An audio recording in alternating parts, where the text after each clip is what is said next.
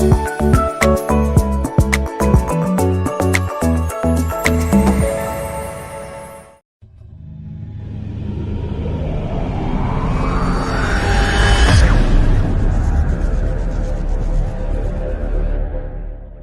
मैं हूं संपदा और आप सभी का स्वागत है हमारे विशेष कार्यक्रम करियर विजन में, जहां हमने इनवाइट किया है विजन ग्रुप ऑफ इंस्टीट्यूशन के एक्सपर्ट से। और जैसा कि आप जानते हैं कि इस सीरीज में, करियर विजन के इस सीरीज में हम हमेशा से बात कर रहे हैं करियर आफ्टर 12th, जिसमें कि अलग अलग फील्ड्स, अलग अलग स्ट्रीम के बारे में हम डिस्कशन करते हैं हमारे एक्सपर्ट्स के साथ। तो आइए आज भी एक नया विषय लेकर अपने बच्चों के करियर के लिए हम डिस्कशन करते हैं और कुछ नई जानकारी उनसे हासिल करने की कोशिश करते हैं।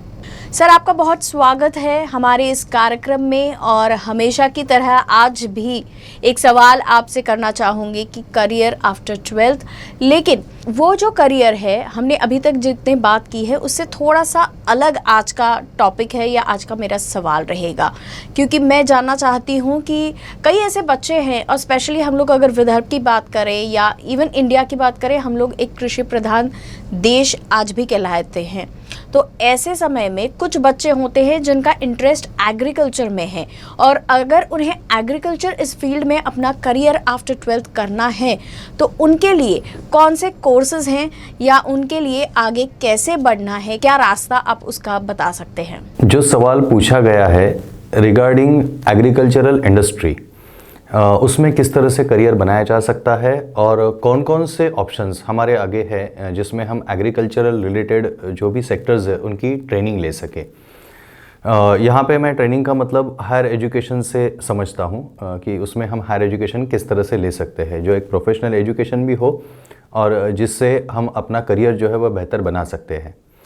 एग्रीकल्चरल को लेके एक सीमित दायरे में विचार जो है वो बहुत लोगों का मुझे दिखाई देता है। एग्रीकल्चरल फील्ड यानी जिनके पास खेती है खुद की, या जो किसान है, मतलब किसानों के घर से रिलेट करते हैं, या खेती करना मतलब एग्रीकल्चरल, ये एक सीमित दायरा जो बहुत से लोगों का मुझे, हम जब भी बात करते हैं, कम्युनिकेट करते हैं, तो एक नज़र आता है कि ऐसे एक सीमित दायरे में लोग इसके बारे में विचार करते हुए नज़र आते हैं, लेकिन ऐसा नहीं है। एक्चुअली हमारा जो देश है वो कृषि प्रधान देश है। अगर हम ध्यान दें थोड़ा तो पता चलेगा कि हमारे एक बहुत ही महान बेहतरीन एक नेता थे जिन्होंने एक नारा भी दिया था, जय जवान और जय किसान का, जहाँ पे जवानों के साथ सीधा किसानों को जोड़ दिया गया था। तो इसका मतलब हम अहमियत समझ सकते हैं कि ये कितना बड़ा एक दायरा हो सकता है। अब यहाँ पे जब किसानों की बात करते हैं तो वो वहाँ तक सीमित नहीं होता। किसान मतलब जो खेती से जुड़े हुए हैं, जो एग्रीकल्चरल इंडस्ट्री का एक अहम हिस्सा है, लेकिन इस इंडस्ट्री का जो दायरा है वो इससे काफ़ी बड़ा है। मतलब अगर हम सिर्फ खेती की भी बात करें तो भी एक खेती, उसमें उस फसल तैयार करने के लिए आप सोचिए कितने अलग अलग सेक्शंस उसके ऊपर काम करते हैं। और जब हम इस बात की जानकारी लेते हैं तो पता चलता है कि ये दायरा कितना बड़ा है। जैसे अगर हम एक एग्जाम्पल के तौर पे लें कि कोई भी एक खेत जो है हमें तैयार करना है, तो उस खेत को तैयार करने के लिए जो चीज़ें हम इस्तेमाल करते हैं, मतलब फिर उसमें हार्वेस्टिंग हुआ, या फिर जैसे अगर हम बात करें तो हमें बीज लगेंगे, हमें खाद लगेगा, ठीक है, पेस्टिसाइड्स वगैरह लगेंगे, उसके बाद में वो खेत हमें जोतना पड़ेगा, ठीक है, फिर उसके लिए उसकी पहले से तैयारी करनी पड़ेगी, फिर उसके बाद हम उस सीड्स को वगैरह वहाँ पे बोएंगे, फिर बारिश या फिर कहीं और से पानी का इंतज़ाम, तो वो एक अपने आप में एक सिस्टम होती है। फिर जब वो खेत में जब वो बीज जो है वो फसल में तैयार होने लगते हैं तो फिर उसको हमें केयरिंग करना पड़ता है, तो उसके लिए भी एक अलग से तैयारी हमें करनी पड़ती है। फिर जब वो फसल पूरी तरह से तैयार हो जाती है तो फिर उसे वहाँ से जो है वो बाज़ार में ले जाना, फिर वहाँ के जो ट्रांजैक्शंस है वो इसके साथ एक और जुड़ जाती है एक इंडस्ट्री जिसे फूड प्रोसेसिंग कहा जाता है, क्योंकि बहुत से जो अपने जो फसल होती है उसके ऊपर आगे हमें प्रोसेस करनी पड़ती है, तो वो प्रोसेसिंग के लिए निकल जाता है, वो एक अलग सेक्शन जो है वो एग्रीकल्चर से जुड़ जाता है। ये जो सारी चीज़ें हैं, ये जो पूरा जो एक व्हाट वी कैन से इसका जो एक दायरा है, ये एक बहुत बड़ा है, बहुत ही ह्यूज मैन पावर यहाँ पे जो है वो काम करती है किसी एक चीज़ को अंजाम देने के लिए। और जितने अलग अलग दायरे हैं, जितने अलग अलग मैन पावर है, उतना ही बड़ा स्कोप इसमें है। अब ये तो मैंने सिर्फ एक पार्ट बताया। इसमें और एडिशन हम देख सकते हैं, जैसे मत्स्योत्पादन जो एक है, मतलब फिशरीज से जुड़ा हुआ एक डिपार्टमेंट है। उसके बाद में पोल्ट्री फार्म्स वगैरह जैसी भी चीज़ें हैं। पेट्स जो होते हैं वो भी एग्रीकल्चरल का एक हिस्सा है। मतलब कि आप समझ सकते हैं कि एग्रीकल्चरल मतलब सिर्फ और सिर्फ खेती से जोड़ा नहीं जा सकता, इसके और अलग अलग दायरे और अलग अलग सेक्शंस है, और ये जितने सेक्शंस और जितने दायरे हैं, आप यकीन मानिए उतना बड़ा स्कोप आज की तारीख में एग्रीकल्चरल इंडस्ट्री में अगर कोई करियर करना चाहता है तो उनके लिए है। अब इन सब चीज़ों को अगर हम कोर्स के माध्यम से अगर देखने की कोशिश करें तो बीएससी इन एग्रीकल्चरल या फिर बीटेक की एक जो डिग्री है, जिसे एग्रीकल्चरल इंजीनियरिंग के नाम से भी जाना जाता है, तो ऐसे एक दो ऑप्शंस जो है वो सिर्फ हमारी नज़र में हमेशा आते हैं। मतलब जब भी हम इस फील्ड में जाने की कोशिश करते हैं या इस फील्ड में जाने का अगर हम सोचते हैं, तो ये एक दो जो एक ट्रेडिशनल एक जो परंपरागत जो चलते आ रहे जो ऑप्शंस है, बस हम उन्हीं के बारे में सोचते हैं।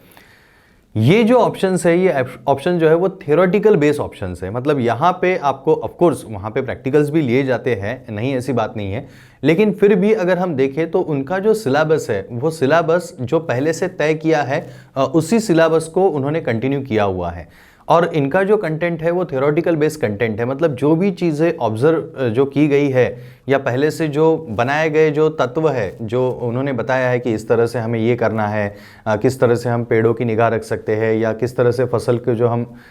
उसमें क्या क्या चेंजेस कर सकते हैं, एक ही सीज़न में किस तरह से हम लोग मल्टीपल क्रॉप जो है वो कर सकते हैं, या फिर जैसे मैंने अभी आपको बताया कि जैसे फिशरीज भी है, पोल्ट्री फार्म्स भी है, या पेट्स भी होते हैं, तो इनके बारे में भी कुछ जानकारी। लेकिन ये सारी चीज़ें जो है वो उन्होंने थियोरेटिकल फॉर्मेट में पहले से तय करके रखी है, एक पैक्ड सिलेबस जो है वो बनाया गया है। तो इसका मतलब क्या होता है कि हम वो सारी चीज़ें अडॉप्ट तो कर लेते हैं, लेकिन जब एक्चुअल प्रैक्टिकली हम काम करने के लिए जब जाते हैं किसी भी सेक्शन में, तो उस वक्त हमें कुछ चैलेंजेस जो है वो सामने आ सकते हैं, क्योंकि हमें ये नहीं पता होता है कि इस वक्त उन चीज़ों को हम लोग किस तरह से हैंडल कर सकते हैं, या कोई नई चीज़ें अगर उन्होंने अडॉप्ट की है, उस पर्टिकुलर सेक्शन ने अडॉप्ट की है, तो वो हमें उस थ्योरेटिकल कंटेंट में जो है वो हमें उसकी जानकारी नहीं होती है। और इसी के माध्यम से अगर हम देखें तो जो वोकेशनल का एक जो नया ट्रेंड आया हुआ है, जिसकी शुरुआत 2014 से हो चुकी है, तो इस वोकेशनल प्रोग्राम में एग्रीकल्चरल जो है उसका भी उसे भी उन्होंने इसमें अडॉप्ट कर लिया है। एंड हमारे पास बैचलर्स ऑफ वोकेशनल का एग्रीकल्चरल का जो ट्रेड है वो अवेलेबल है। अब इस वोकेशनल एग्रीकल्चरल ट्रेड में आपको इन सभी विषयों के बारे में जानकारी दी जाती है, और ना सिर्फ जानकारी दी जाती है बल्कि आपको उस इंडस्ट्री में जाके एक्चुअल प्रैक्टिकल वर्किंग का एक्सपीरियंस भी जो है वो दिया जाता है। यहाँ पे ज़रूरी समझने जैसी बात यह है कि केवल अगर मुझे अट्रैक्शन है, या फिर मुझे खाली ऐसा लगता है कि ओके ठीक है, बाकी सब जो ट्रेडिशनल एजुकेशन की तरफ जा रहे हैं, मतलब कुछ लोग आर्ट्स को लेके चल रहे हैं, कुछ लोग कॉमर्स को लेके चल रहे हैं, या कुछ लोग साइंस को लेके चल रहे हैं, या बी या बीटेक जैसे ऑप्शंस है, लेकिन मुझे कुछ अलग करना है, और फिर वो अलग क्या है ये सर्च करते हुए मैं एग्रीकल्चर तक आके पहुंचा हूं, या फिर मैं सिर्फ हमारे घर में खेती है, या हमारे कोई जो बुज़ुर्ग है उन्होंने कभी किसी ज़माने में खेती की थी, तो फिर मुझे वो एक अट्रैक्शन है और मुझे इसीलिए करना है। अगर ऐसी कोई बात अगर जहन में है तो आप इस तरफ मत आइए। यहाँ पे आपको एक्सपेरिमेंटल लेवल अगर आपकी अगर अच्छी है, अगर आप एक्सपेरिमेंट्स करना चाहते हैं, अगर आप किसी चीज़ को समझ के उसमें अगर आप कुछ और चीज़ें जो है वो डेवलप करना चाहते हैं, अपने आप को अगर आप उसमें ढालना चाहते हैं और उसकी तैयारी अगर आपकी है, if you are having a confidence that level, तो ही आप इसमें आइए। क्योंकि अदर जो इंडस्ट्रीज़ है उसमें और एग्रीकल्चरल में जो है वो बहुत बड़ा फ़र्क है। एग्रीकल्चरल जो है वो एक बहुत ही जिम्मेदारी का एक फील्ड है। ऐसा नहीं है कि अदर फील्ड जो है जिम्मेदारी की नहीं है, लेकिन वहाँ पे जो है वो टेक्नोलॉजी बेस ज़्यादा होता है। अगर हम अदर इंजीनियरिंग्स की बात करें तो एग्रीकल्चरल में टेक्नोलॉजी का जो बेस है वो तो है, लेकिन इसके साथ साथ हम नेचर के साथ जो है वो काम करते हैं। तो नेचर को अडॉप्ट करना, नेचर के बारे में सोचना, उसकी जो भी रिएक्शंस आते हैं, जो भी रिजल्ट्स आते हैं, उनको एनालाइज करना और उसके बाद उसके ऊपर काम करना, ये एक बहुत बड़ी जिम्मेदारी का काम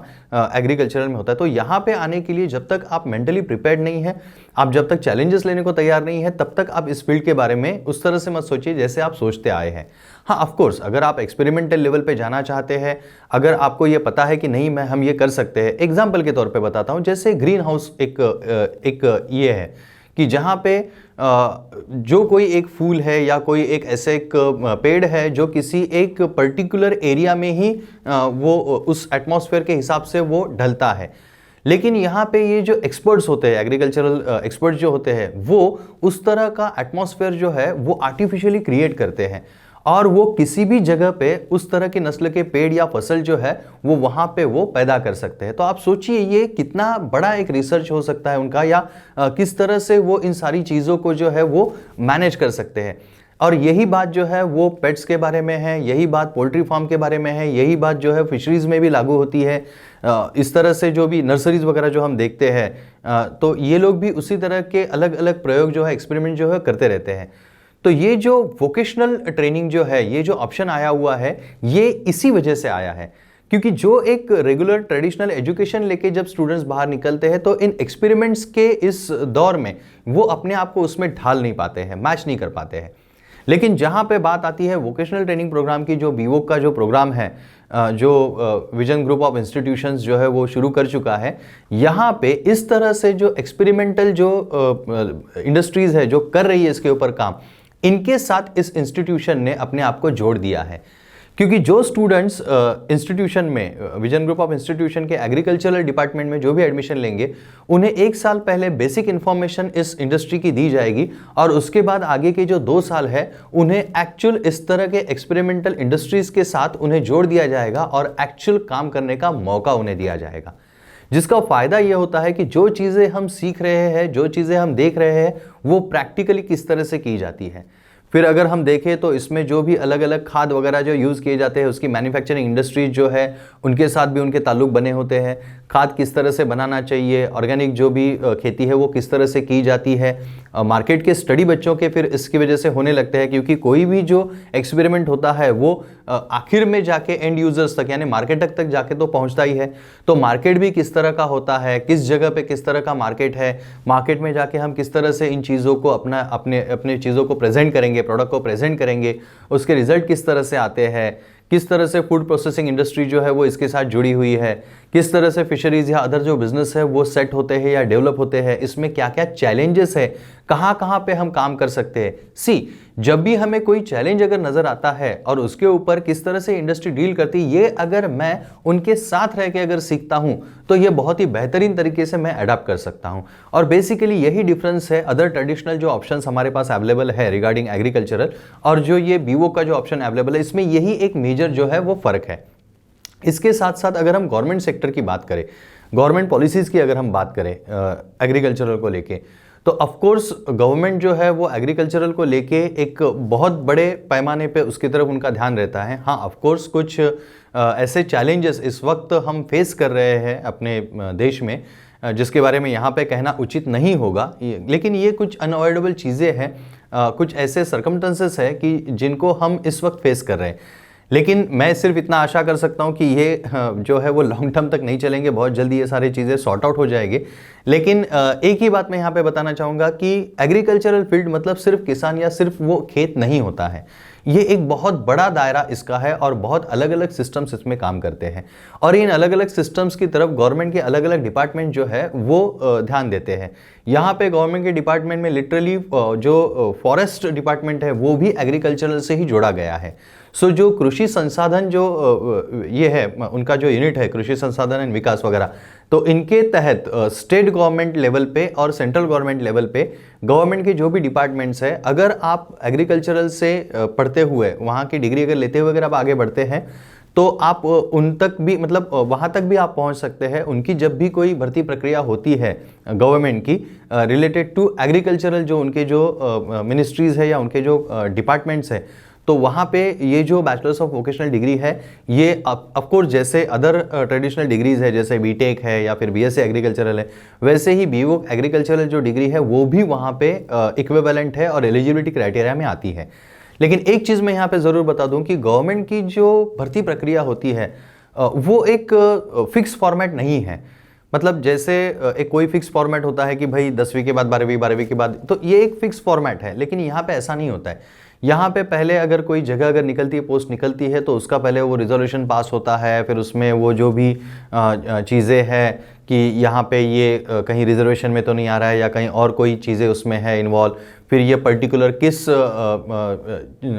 एजुकेशन के लिए जो है वो सिलेक्ट की जाएगी ये पोस्ट वगैरह, ये सारी चीज़ें उसमें इन्वॉल्व होती है।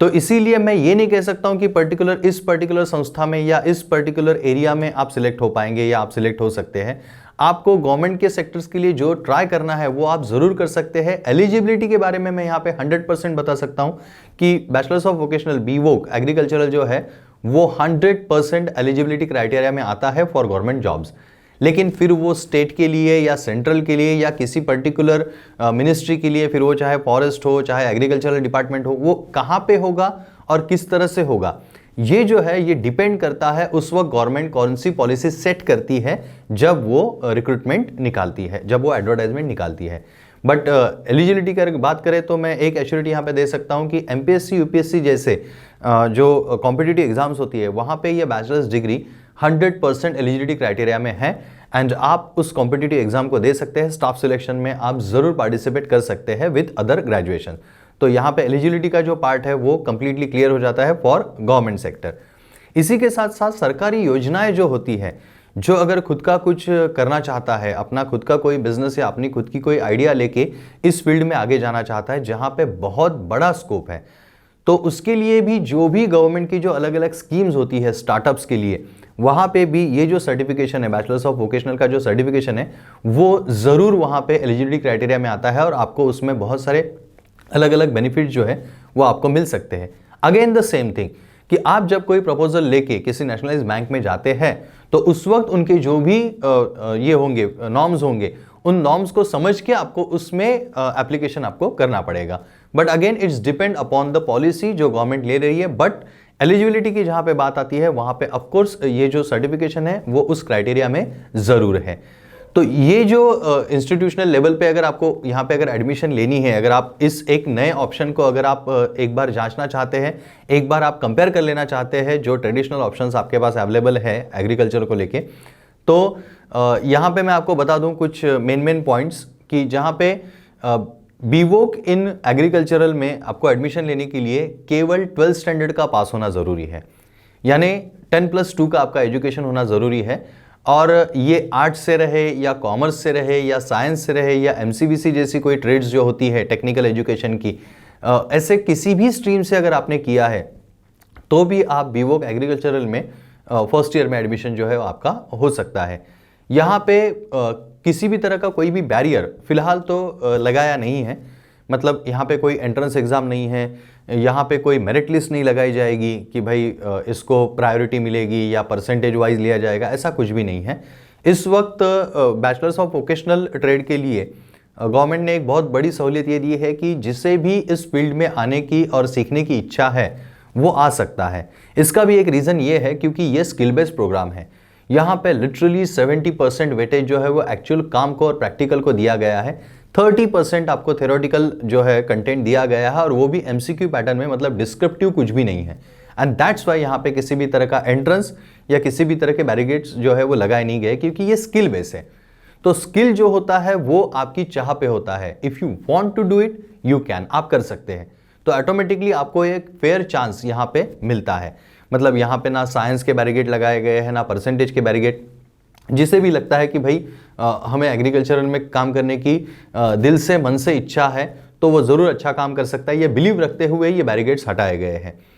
यहाँ पे एडमिशन प्रोसेस जो है वो किस तरह से होगा या किस तरह से आपको अप्लाई करना है, फर्स्ट कम फर्स्ट बेसिस पे है। और इसके लिए जो भी जानकारी आपको चाहिए तो यहाँ पे आपको वेबसाइट जो है वो दी गई है, आप उस वेबसाइट पे जा सकते हैं और उस वेबसाइट पे आपको पता चलेगा कि ये प्रोसेस किस तरह से किया जाता है, जो बिल्कुल भी क्रिटिकल नहीं है। बहुत सिंपल वे में ये प्रोसीजर जो है पूरी हो जाती है। उसके बाद में यहाँ पे कुछ नंबर्स भी आ रहे हैं जो व्हाट्सअप एंड कॉलिंग के लिए है, तो आप वहाँ पे भी कॉन्टैक्ट करके ये पूछ सकते हैं कि इसकी जो प्रोसीजर है वो एग्जैक्टली किस तरह से होगी। तो यहाँ पे आपको ट्रेडिशनल एजुकेशन के साथ साथ ये एक नया ऑप्शन जो है इसके बारे में एक बार सोचना बहुत ज़रूरी है। एंड ऑफ कोर्स मैं फिर भी एक बार लास्ट नोट पे रिपीट करना चाहूँगा कि एग्रीकल्चरल जो फील्ड है वो बहुत ही ह्यूज है, बहुत ही बड़ा है। और सबसे ज़रूरी बात ये है कि इस पैंडमिक में सारी दुनिया जिस भी तरह से हो वो चल रही थी या रुकी हुई थी, लेकिन एग्रीकल्चरल जो है उसके ऊपर किसी भी तरह की रोकथाम नहीं थी, क्योंकि ये बहुत ही अत्यावश्यक सेवाओं में आता है। सो ये एक ऐसा फील्ड है जो कभी भी स्टॉप नहीं होता है या जिसे कभी भी रोका नहीं जाता है। थैंक यू सो मच, आप यहाँ आए और आपने इतनी अच्छी जानकारी दी और स्पेशली एग्रीकल्चर फील्ड के बारे में कुछ नया आपने बताया है। तो ये जाहिर है, मैं आशा करती हूँ कि हमारे जो बच्चे हैं जो ये करियर विजन का प्रोग्राम देख रहे हैं, उनके पेरेंट्स और स्टूडेंट्स, उन्हें काफ़ी सहायता हुई होगी।